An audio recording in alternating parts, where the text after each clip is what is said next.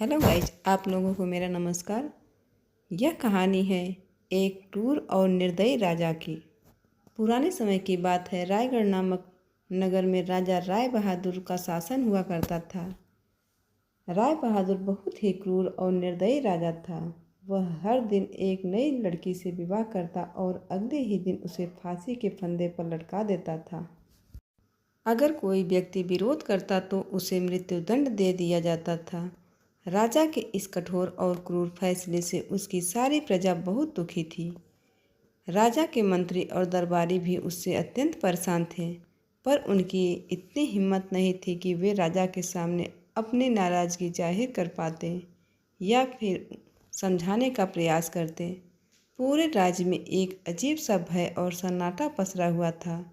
राज्य के लोग बस इतना ही जानते थे कि राजा हर दिन एक नई लड़की से शादी करता है और अगली सुबह उसे मौत के घाट उतार देता है। पर वह ऐसा क्यों करता है, इसके पीछे का कारण कोई नहीं जानता था। उसी राज्य के दक्षिणी छोर पर एक घने जंगल के बीच एक बूढ़ा लोहार अपनी बेटी चंद्रप्रभा के साथ रहा करता था। उसे भी राजा के कृत्यों की भली भांति जानकारी थी, इसलिए समय रहते उसने नगर को छोड़कर जंगल में रहना शुरू कर दिया था। उसकी बेटी चंद्रप्रभा अत्यंत सुंदर और अक्लमंद लड़की थी। वह अपने पिता के पास आने वाले हर व्यक्ति की मदद किया करती थी। अगर कोई बीमार व्यक्ति वहां आता तो उसे औषधियां बनाकर ठीक कर देती थी। अगर कोई दुखी आत्मा उसके पास आती तो वह अपनी बातों से उसे सुकून देती थी। एक दिन जब लोहार को किसी कार्य से नगर जाना था तो चंद्रप्रभा भी उनके साथ नगर चलने की जिद करने लगी। लोहार ने उसे काफ़ी मना किया, लेकिन वह मानी नहीं और अपने पिता के साथ चल पड़ी। जब दोनों नगर में प्रवेश करके नगर में पहुँचे, तभी नगर से रोते बिलखते और राजा को बद्दुआ देते हुए लोग आज भी फिर राजा द्वारा फांसी दी गई एक लड़की के शव को उठाए हुए आ रहे थे। बूढ़े लोहार ने उन्हें देखा तो उसे सारा माजरा समझते देर नहीं लगी। उसने तुरंत अपनी बेटी से वहां से चलने को कहा, परंतु चंद्रप्रभा ने जब उन रोते बिलखते लोगों को देखा तो उसका हृदय करुणा से भर गया। वह बोली कि नहीं पिताजी, पहले मुझे यह जानना है कि यह लोग इतने दुखी क्यों हैं और यह लोग राजा को भला बुरा क्यों कह रहे हैं। लोहार के बहुत समझाने पर भी वह वहां से नहीं गई। जब चंद्रप्रभा ने कुछ लोगों को इसका कारण पूछा तो लोगों ने एक बार उसे अजीब निगाहों से देखा और बोले, क्या तुम्हें कुछ भी नहीं पता? चंद्रप्रभा के मना करने पर उन लोगों ने अपनी सारी पीड़ा भरी दास्तान उसके सामने कह सुनाई। सारी बात सुनकर चंद्रप्रभा एकदम सन्न रह गई।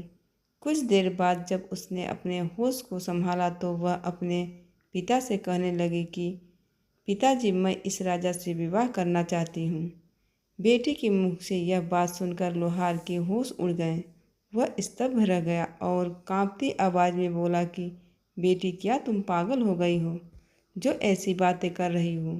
तुमने अभी अभी सुना नहीं कि वह राजा दूसरे ही दिन अपनी पत्नी की हत्या करवा देता है। चंद्रप्रभा कहने लगी कि पिताजी, मुझे अच्छे से पता है कि मैं क्या कह रही हूँ। आप तो बस मुझे राजा के पास जाने की अनुमति दीजिए। अगर मैं अपने बुद्धि के बल और सत्यनिष्ठा के साथ इस निर्दयी व्यक्ति को बदल सकती हूँ तो यह मेरे जीवन की सबसे बड़ी उपलब्धि होगी। नहीं तो इस क्रूर राजा के कारण जाने कितनी बेकसूर लड़कियों को अपनी जान की कुर्बानी देनी पड़ेगी। बहुत कहने सुनने पर न चाहते हुए भी बूढ़े लोहार को अपनी बेटी की जिद के आगे झुकना ही पड़ा। उसने भारी हृदय के साथ अपनी बेटी को राजा राय बहादुर के पास जाने की अनुमति दे दी। पिता की आज्ञा मिलने पर चंद्रप्रभा ने उन्हें प्रणाम किया और एक दृढ़ निश्चय के साथ राजा के महल की ओर चल पड़ी। अब पहले यह जान लेते हैं कि आखिर राजा विवाह के एक दिन बाद ही अपनी नवविवाहिता पत्नी को फांसी पर क्यों लटका देता है। वह राजा शुरू से ऐसा क्रूर और निर्दयी नहीं था। वह एक बड़ा ही नेक दिल और प्रजा का ध्यान रखने वाला प्रजापालक राजा था। जब वह विवाह योग्य हुआ तो उसके पिता सूर्य प्रताप ने उसका विवाह देवकी नाम की सुंदर युवती से करा दिया। देवकी बहुत ही सुंदर और आकर्षक स्त्री थी। राजा राय बहादुर भी उसके रूप का कायल हो गया था। वह दिलो जान से अपनी पत्नी से प्रेम करने लगा। सब कुछ ठीक चल रहा था। फिर एक दिन ऐसा हुआ कि राजा के पैरों तले जमीन खिसक गई। एक दिन जब राजा दरबार से सीधे रानी निवास की ओर गया और रानी के कक्ष में पहुंचा तो उसने जो दृश्य देखा उसे देखकर वह सन्न रह गया। उसकी पत्नी देवकी एक सेवक के साथ इश्क लड़ा रही थी। यह देखकर राजा राय बहादुर का खून खौल गया। उसने तुरंत अपनी पत्नी और उस सेवक को जिंदा ही एक दीवार में चुनवा दिया। रानी की मृत्यु के बाद राजा गुमनामी के समुंदर में डूबता चला गया। उसने सबसे मिलना जुलना बंद कर दिया और एक दिन अंधेरे कमरे में खुद को बंद कर लिया। जब भी राजा आंखें बंद करता उसे अपनी पत्नी और सेवक का वह दृश्य बार बार याद आता था। समय बीतता गया लेकिन वह दृश्य राजा के दिलो दिमाग से मिटा नहीं। बस वही से राजा के भीतर एक राक्षस ने जन्म ले लिया। अब वह प्रतिशोध की अग्नि में जलने लगा। राजा ने देश के मंझे हुए चित्रकारों को बुलवाया। रानी व सेवक का वह दृश्य ज्यों का त्यों चित्रित करवाकर उस चित्र को अपने शयन कक्ष के दीवार पर टंगवा दिया। अपनी पत्नी की बेवफाई से राजा इतना आहत हुआ कि अब उसे पूरी नारी जाति ही बेवफा लगने लगी थी। उसके दिल में स्त्रियों के प्रति जो नफरत की आग लगी वह कभी बुझ नहीं सकी। इसलिए उसने क्षण की विस्मरणीय पीड़ा को कैद करने के लिए वह चित्र अपने सामने रख दिया ताकि कभी भूल न पाए। क्रोध और प्रतिशोध की आग में जलते हुए राजा ने एक भयानक निर्णय लिया कि अब वह हर दिन एक नई स्त्री से विवाह करेगा और अगली सुबह उसे मौत के घाट उतरवा देगा। शुरुआत में राजा के इस दर्दनाक और अमानवीय फैसले पर मंत्रियों ने उसे बहुत समझाने का प्रयास किया, परंतु राजा ने किसी की एक न सुनी क्योंकि उसका हृदय अब पत्थर का बन चुका था। तब से लेकर अब तक राजा निर्दयता और क्रूरता से भरा जीवन जी रहा था। इधर लोहार की बेटी चंद्रप्रभा भी राजा के महल में पहुंच गई। उसने महल के पहरेदार से कहा कि मुझे महाराज से मिलना है, मैं उनकी पत्नी बनना चाहती हूँ। यह सुनकर पहरेदार ने उसे अजीब दृष्टि से घूरा, जैसे ही उसे विश्वास ही न हो पा रहा हो कि वह कोई लड़की अपनी जान जोखिम में डालने के लिए स्वयं चल कर आई है। फिर उसने चुपचाप उसका संदेश राजा तक पहुंचा दिया। राजा भी यह सुनकर चकरा गया। उसने सोचा कि यह कैसी लड़की है जो अपनी मृत्यु को खुद ही गले लगाना चाहती है। राजा ने तुरंत सेवकों को आदेश दिया कि उस लड़की को तुरंत उसके सामने लाया जाए। सिपाहियों के साथ आती चंद्रप्रभा को राजा ने देखा और वह बस उसे देखता ही रह गया। आज तक उसने इतनी मासूम, सुंदर और शांति से भरी स्त्री नहीं देखी थी। चंद्रप्रभा की आंखें में एक अजीब सी सच्चाई और विश्वास था जिसे राजा ने महसूस किया। पहले तो उसके चेहरे पर एक खुशी की हल्की मुस्कान आ गई, लेकिन फिर भी कुछ ही क्षणों में वह मुस्कान मुरझा गई और उसके चेहरे में मासूमी लौट आई। राजा ने बड़ी गंभीरता से चंद्रप्रभा से पूछा, तुम क्या सोचकर यहाँ आई हो? क्या तुम्हें पता नहीं कि मुझसे विवाह करना अपनी मृत्यु को गले लगाना है? चंद्रप्रभा निश्चल और दृढ़ नायक की तरह बिना किसी संकोच के राजा की आंखों में आंखें डालकर बोली, हे राजन, मुझे आपके बारे में सब कुछ मालूम है। मैंने सब कुछ जानकर ही आपसे विवाह करने का निश्चय किया है। राजा हैरान होते हुए कहने लगा कि ठीक है, अगर तुम सब कुछ जानती हो तो और तुम्हारा यही फैसला है तो मुझे कोई ऐतराज़ नहीं। हम कल ही तुमसे विवाह करेंगे। दूसरे ही दिन राजा और लोहार की बेटी चंद्रप्रभा का विवाह हो गया। अब चंद्रप्रभा उस राज्य की रानी और राजा की पत्नी बन चुकी थी। रात को चंद्रप्रभा ने 16 श्रृंगार किए और सुहाग की सेज पर बैठकर राजा का इंतजार करने लगी। उसकी आंखों में एक अद्भुत विश्वास था, मानो उसने अपने जीवन की सबसे बड़ी चुनौती का सामना किया हो। कुछ ही देर में जब राजा राय बहादुर कमरे में आया और दुल्हन के रूप में सजी हुई चंद्रप्रभा को देखा तो वह उसकी खूबसूरती का कायल हो गया। लेकिन तभी उसका ध्यान दीवार पर अपनी मृत पत्नी की तस्वीर की ओर चला गया। उसकी आंखों में एक दर्दनाक और गुस्सा जाग उठा। उस तस्वीर ने राजा की सारी यादें ताज़ा कर दी और उसकी आंखों में औरतों की बेवफाई की आग फिर से जल उठी। लेकिन राजा के दिल के एक कोने में चंद्रप्रभा के साहस, उसकी सादगी और उसकी खूबसूरती को देखकर एक अलग ही जगह या शायद कहीं इज्जत बन गई थी। राजा ने गुस्से में कहा कि तुमने यह जानते हुए भी कि कल सुबह हम तुम्हें फांसी पर लटका देंगे, यह बेवकूफ़ी वाली हरकत क्यों की? चंद्रप्रभा बड़ी ही विनम्रता और आदर के साथ अपनी आंखों में बिना डर और बिना झिझक के राजा की आंखों में देखते हुए बोली कि हे स्वामी, यह फैसला तो उस ऊपर वाले ने किया है और उसका फैसला मुझे हर हाल में मंजूर है। राजा बोला कि सुबह तुम्हारे साथ क्या होगा यह जानते हुए भी तुम्हें अपनी मृत्यु का भय नहीं हो रहा है। चंद्रप्रभा बोली कि महाराज, मैं अच्छी तरह से जानती हूँ कि सुबह होते ही मुझे आप मरवा देंगे, लेकिन उससे पहले मेरे पास आज की पूरी रात है और प्रेम और खुशी का कोई पैमाना नहीं होता, बल्कि प्रेम तो हृदय की गहराइयों में बसता है। इसलिए आज की रात प्रेम भरी बातें कर लेते हैं। राजा कहने लगा कि तुम्हारी इन दिल फरेब बातों का मेरे ऊपर कोई असर नहीं पड़ने वाला। चंद्रप्रभा बड़े ही प्रेम और मर्यादा के साथ कहने लगी कि हे स्वामी, मैं एक रात के लिए ही सही, लेकिन आपकी पत्नी तो हूँ। इस नाते इस रात पर मेरा पूरा हक है कि सुबह आपको जो करना है वह आप कर लीजिएगा, पर अभी के लिए अपने इस गुस्से को त्याग दीजिए और थोड़े शांत हो जाइए। चंद्रप्रभा की बात सुनकर राजा का क्रोध ठंडा पड़ जाता है और वह आराम से कमरे में रखी एक कुर्सी पर जाकर बैठ जाता है। चंद्रप्रभा कहने लगी कि महाराज, आज की रात आपका दिल बहलाने के लिए मैं आपको क्या सुनाऊं? कोई कहानी, शेरो शायरी या कोई गाना सुनाऊं?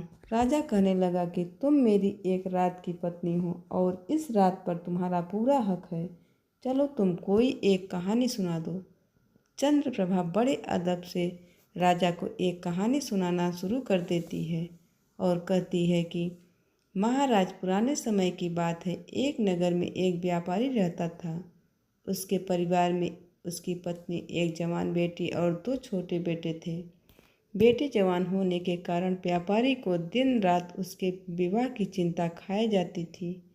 वह पैसे जोड़कर अपनी बेटी का विवाह धूमधाम से करना चाहता था। पैसे कमाने और व्यापार करने के लिए उसे परदेश जाना था। सफ़र लंबा था, इसलिए वह अपने घर वालों से कुछ दिनों में आने को कहकर वहाँ से चला जाता है।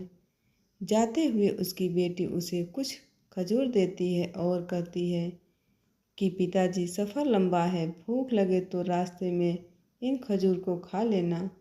बेटी द्वारा दिए हुए खजूर लेकर व्यापारी परदेश के लिए निकल पड़ता है। लंबा रास्ता और तेज धूप के कारण वह चलते चलते थक जाता है। तभी उसे रास्ते में एक कुआं नजर आता है।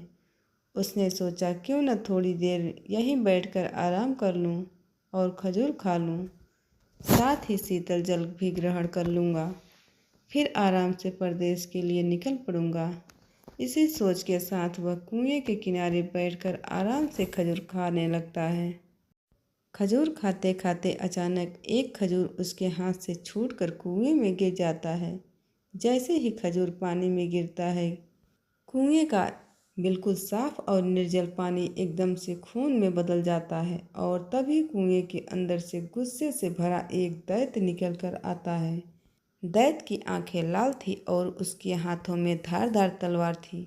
यह सब देखकर व्यापारी की सिट्टी पिट्टी गुम हो गई और मारे डर के वह थरथर काँपने लगा। दैत्य गुस्से से उस व्यापारी से कहता है कि मैं तुम्हें छोड़ूंगा नहीं, अपनी तलवार से तुम्हारे टुकड़े टुकड़े कर दूंगा। व्यापारी पहले से ही डरा हुआ था। दैत्य की बात सुनकर वह भय से काँपने लगता है और कहता है, हे दैत्यराज, मैंने तुम्हारा क्या बिगाड़ा है? तुम मुझे क्यों मारना चाहते हो? दैत्य कहने लगा कि आदमजात तुमने जो खजूर कुएं में फेंका था वह मेरे मासूम बच्चे के गले में जाकर फंस गया, जिससे उसकी मृत्यु हो गई। व्यापारी कहने लगा, माफ़ करें दैत्यराज, मुझे आपका बेटा कहीं नजर नहीं आया और वह खजूर मुझसे गलती से कुएं में गिर गया। दानव गुस्से में बोला कि हम दैत्य तुम इंसानों को नजर नहीं आते, तुम्हें खजूर खाते हुए सावधानी बरतनी चाहिए थी। अब तुम्हारी मृत्यु निश्चित है। नादानी में हो या जानबूझकर, गुनाह तो गुनाह होता है। अब मैं तुम्हारे टुकड़े टुकड़े करके अपने बेटे की मृत्यु का बदला लूँगा। खून के बदले खून, यही इंसाफ है। आखिरकार व्यापारी बेचारा मजबूर होकर कहने लगा, दैत्यराज, अगर मुझे मारने से तुम्हारा बदला पूरा हो जाएगा तो मुझे तुम्हारे हाथों मरना मंजूर है, पर मेरा आपसे एक अनुरोध है। राक्षस कहने लगा कि कैसा अनुरोध? व्यापारी भारी हृदय के साथ कहने लगा कि मेरे ऊपर अभी बहुत सारी जिम्मेदारियां हैं। मैंने कई लोगों से कर्जा ले रखा है, वह कर्ज अदा करना है और अपने जवान बेटी की शादी करनी है।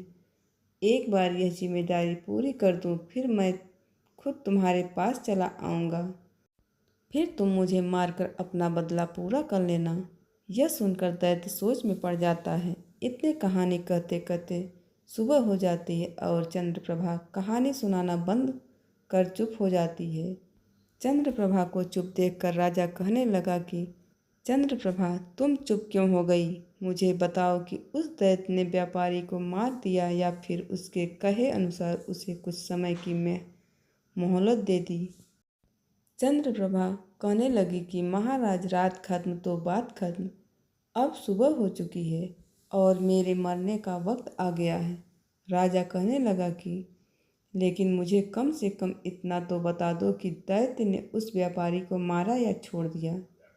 चंद्रप्रभा बोली कि महाराज, कहानी बहुत लंबी है। पूरी कहानी बताने के लिए काफ़ी वक्त की ज़रूरत है और मेरा वक्त अब खत्म हो चुका है। यह सुनकर राजा सोच में पड़ जाता है। कुछ सोचकर राजा अब अपनी नवविवाहिता रानी से कहता है कि तुम चिंता मत करो, हम वक्त को रोक देंगे। हम तुम्हें एक दिन की जिंदगी और प्रदान करते हैं। अब तुम आगे की कहानी सुनाओ। चंद्रप्रभा कहती है कि नहीं स्वामी, कहानियाँ तो रातों में सुनाई जाती हैं। अब सुबह हो गई है, इसलिए आप अपने राजसी कार्य कीजिए। आगे की कहानी तो मैं रात को ही सुनाऊंगी। यह सुनकर राजा सोचता है कि कितनी ही लड़कियां मेरे पास आईं और मौत के घाट उतार दी गईं। सबके चेहरे पर मौत का भय साफ नजर आता था, पर इसके चेहरे पर तो भय नाम की कोई चीज़ नहीं है। खैर, इसकी कहानी मुझे बहुत दिलचस्प लगी है, इसलिए इसकी जान सिर्फ आज के लिए बख्श देता हूँ। कल इसका भी वही हाल होगा जो बाकी लड़कियों का हुआ है। ऐसा सोचकर राजा वहाँ से चला जाता है और अपने दिन भर के राजसी कामों में व्यस्त हो जाता है। इधर चंद्रप्रभा हाथ जोड़कर उस ऊपर वाले से प्रार्थना करती है कि हे भगवान, मेरे पति को सद्बुद्धि देना, उनके इन पाप कृत्य को क्षमा कर देना और उन्हें सही रास्ता दिखाना।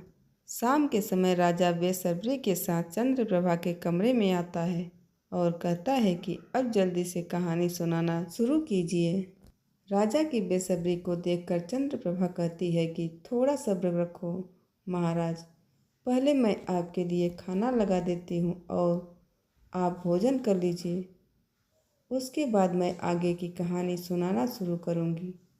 यह कहकर चंद्रप्रभा राजा को खाना परोसने लगती है।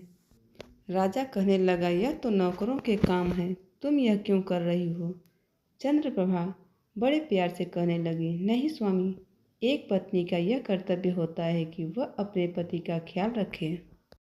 राजा कहने लगा कि तुम्हें कौन सा मेरे साथ पूरा जीवन व्यतीत करना है, और वैसे भी आज की रात के बाद तो यह सब काम नौकरों को ही करने हैं। चंद्रप्रभा कहने लगी कि महाराज, सिर्फ आज की रात ही सही, पर आपकी सेवा करने का मौका तो मिला।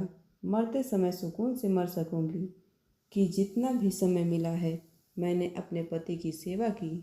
यह सुनकर राजा के दिल को बड़ा सुकून मिला। लेकिन तभी उसे अपनी पत्नी की बेवफाई याद आई। राजा गुस्से से कहने लगा कि फालतू की बातें मुझे मत बताओ और जल्दी से कहानी सुनाना शुरू करो।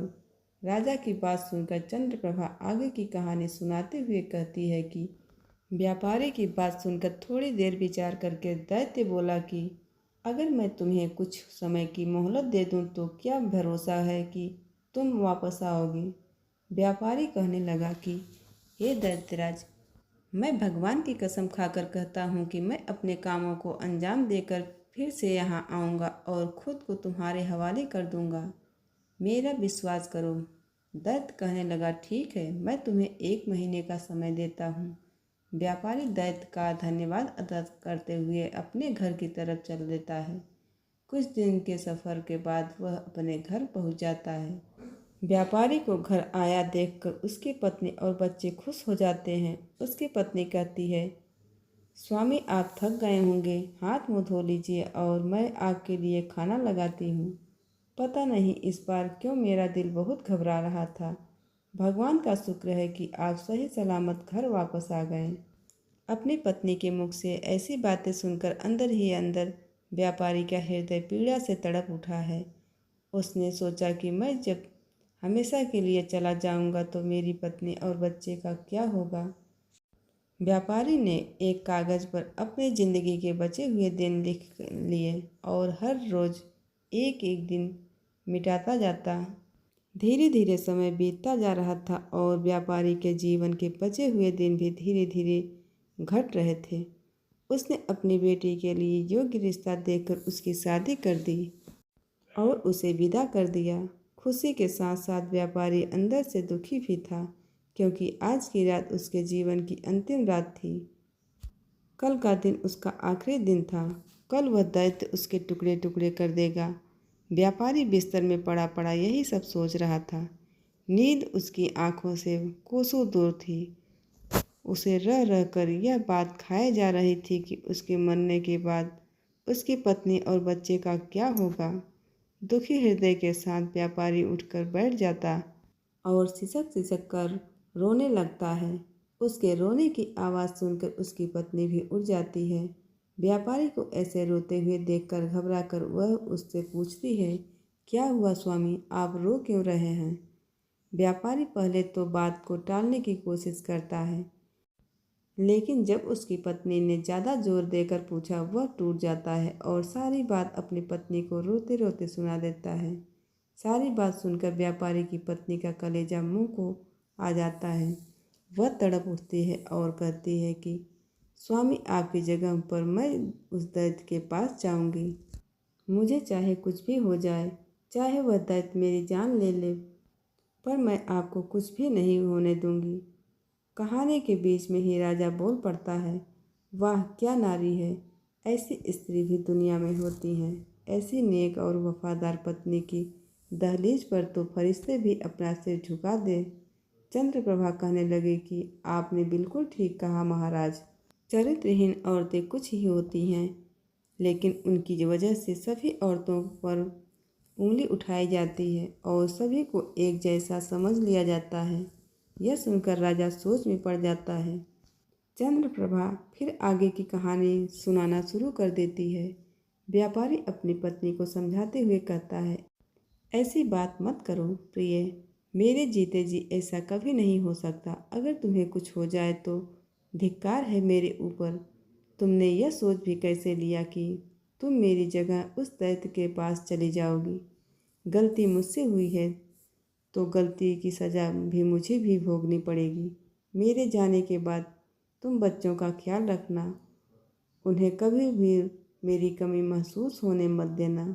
ऐसे ही बातों बातों में रातें निकल जाती है और सुबह हो जाती है। व्यापारी भारी हृदय के साथ अपने पत्नी और बच्चों को गले लगाकर उनसे विदाई लेकर वहाँ से निकल पड़ता है। लंबा रास्ता तय करके वह उसी कुएं के पास पहुँचा जहाँ उसे वह दैत्य मिला था। व्यापारी दैत्य को आवाज़ देते हुए कहता है कि दैत्यराज, मैं अपने वादे के अनुसार तुम्हारे पास आ गया हूँ। मुझे 1 महीना पूरा हो गया है। आओ मेरी जान लेकर अपना बदला पूरा कर लो। व्यापारी की यह बात सुनकर दैत्य कुएं से बाहर आता है और व्यापारी से कहता है कि तुम बहुत बहादुर हो जो इस तरह खुद मेरे पास मौत के मुंह में चलकर आ गए हो। लेकिन हे मनुष्य, मैं तुम्हें मारूंगा नहीं क्योंकि मैंने तुम्हें माफ़ कर दिया है। दैत्य आगे कहता है कि जब तुमने मुझसे समय मांगा था तब मुझे तुम्हारे ऊपर बिल्कुल भी यकीन नहीं था, इसलिए उसी दिन से मैं तुम्हारा पीछा कर रहा था। तुमने जो भी कहा था वह बिल्कुल सच था। अब जाओ और अपने पत्नी बच्चों को संभालो, तुम्हारे बिना उनका रो रो कर बुरा हाल है। दैत्य की बातें सुनकर व्यापारी की खुशी का ठिकाना नहीं रहा। उसने उस दैत्य को हाथ जोड़कर धन्यवाद दिया। कहानी समाप्त होते ही राजा पूरी तरह से भावुक हो चुका था। वह अब चंद्रप्रभा की ओर प्यार भरी नज़रों से देख रहा था। चंद्रप्रभा बोली कि महाराज, किसी एक व्यक्ति की गलती की सज़ा कई बेगुनाहों को दे देना उचित नहीं है। सभी औरतें बिल्कुल भी एक जैसी नहीं होती, इसलिए जब तक आप उस तस्वीर को अपने कमरे से नहीं हटा देंगे तब तक आपकी पीड़ा कभी भी कम नहीं होगी और आप हर स्त्री को चरित्रहीन ही समझेंगे। इतना सुनकर राजा अपनी बेवफा पत्नी की वह तस्वीर फाड़कर नष्ट कर देता है। फिर चंद्रप्रभा के हाथों को अपने हाथ में लेकर कहता है कि महारानी, आज तुमने मेरा हृदय परिवर्तित कर दिया है। मैंने क्रोध में आकर न जाने कितने पाप किए हैं, लेकिन आज तुमने मेरी आंखें खोल दी। चंद्रप्रभा कहने लगी कि महाराज, आप मुझे मारना चाहो तो बेशक मार दें, लेकिन मेरा आपसे एक अनुरोध है कि आप मुझे सिपाहियों के हाथों से नहीं बल्कि खुद अपने हाथों से फांसी दे दें। मुझे यह बिल्कुल भी गंवारा नहीं है कि मुझे कोई सिपाही हाथ लगाए। आपके हाथों से मरना तो मेरे मन को सुकून मिलेगा। राजा कहने लगा, नहीं महारानी, मैं तुम्हें कुछ नहीं करूँगा। मेरा खोखला भ्रम तोड़कर इस जिल्लत भरी जिंदगी से बाहर निकालने वाली देवी को मैं कैसे मार सकता हूँ। मैं हमेशा तुमसे अपने पलकों पर बिठा कर रखूँगा। जितना पाप मैंने किया है शायद उसके लिए वह ऊपर वाला मुझे कभी माफ़ न करे।